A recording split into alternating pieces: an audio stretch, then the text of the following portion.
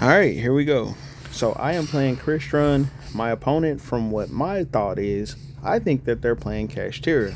So my opponent goes Kashtira Unicorn right here. Of course, I'm going to ash this.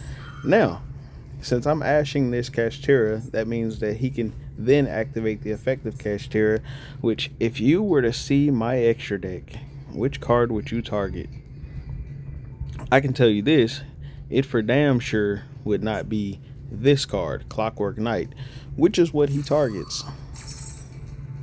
That would not be my first choice if I'm seeing somebody playing Crystron. But maybe he has no experience with me playing Crystrons, so he's going for Clockwork Knight. Now, if I were to target a card, and this is for you guys, I would primarily target Cyber Dragon Nova. For one, the reason I would target Cyber Dragon Nova is because this card is a Omni Negate. Well, it leads to an Omni Negate with Cyber Dragon Infinity. Now, why would I not go for Infinity? Why would I go for Nova instead? Well, because if I can get to Nova, I can still get up a Omni Negate with Makaba. And I know what you're thinking. How can you get to Makaba from Nova? Well, Nova, his very last effect reads, if this card in your possession is sent to the graveyard by an opponent's card effect, you can special summon one machine fusion monster from your deck. So all I have to do is get Nova onto the field and pretty much just protect it and force my opponent to try to get rid of it with some kind of card effect. And how can you protect it? Well, Crystron has a trap that can pop cards on the field. So all I have to do is just wait until you summon something, pop it. You just keep negating, because of course I still have a bunch of synchros that I can go into as well that'll also be negates. Right now, here's the other thing.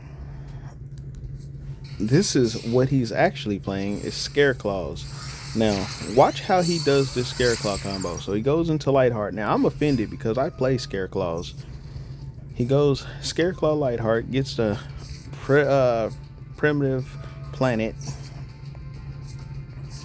Then he goes Scareclaw Reichart. So far he's doing this combo correctly. Summons Reichart. And then he grabs Twin Saw. Twin Saw?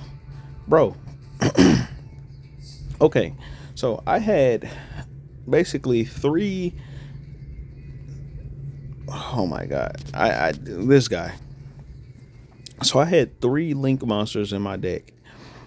Is it that he's so afraid of SP Little Knight that he feels he needs to go into Twin Saw?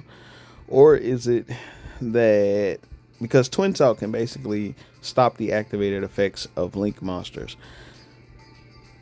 But is it that he's doing that, or is he just wanting the two card pop that Twin Saw gives you?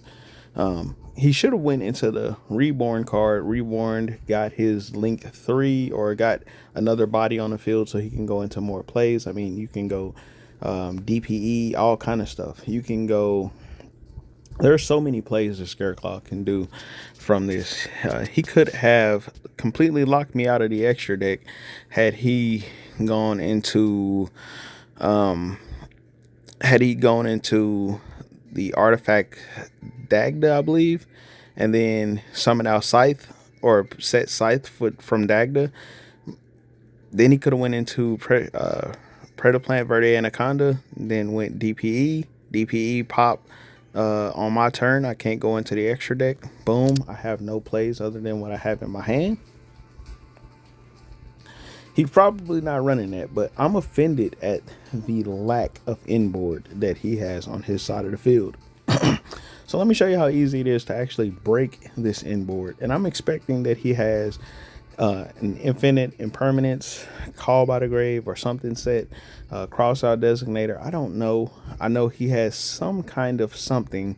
Plus he has the Twin Saw that he set, and then he has two cards, potentially hand traps, in his hand. Let's see how this plays out.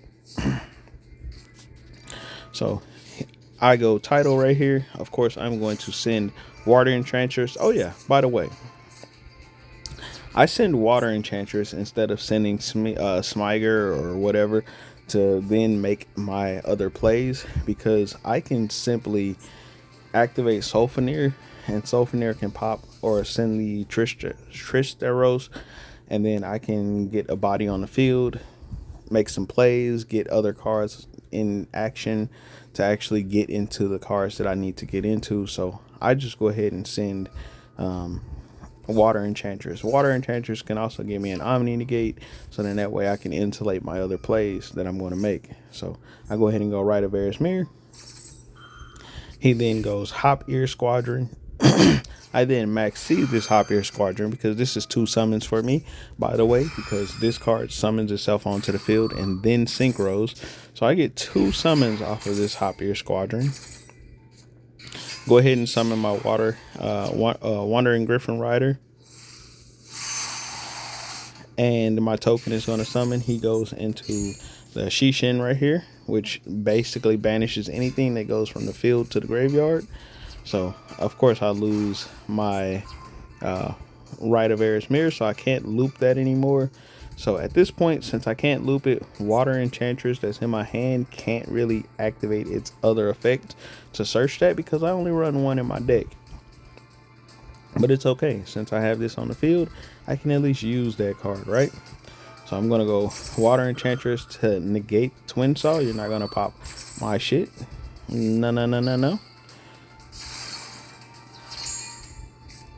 And then we're going to go Water Enchantress to summon it onto the field. Just like that. That activates the Faithful Adventure. That then gives me the Draco back. Now I'm going to grab a second Wandering Griffin Rider, of course, which pitches the Draco back. It's going to equip to my hand, and then I'm just going to activate Draco back to get rid of that Shin. Then I'm going to activate Sulfurnier because now my cards are not going, they're going to the graveyard from the field now. But what hold on. Why are you quitting? Why are you quitting, my boy? You put up this weak ass inboard and then get mad when I break it. The fuck? Bro puts up the weakest possible inboard. I break through that shit like it's nothing, and then get ready to go into my plays, and then he's out of there. Come on now, don't be like that, bro.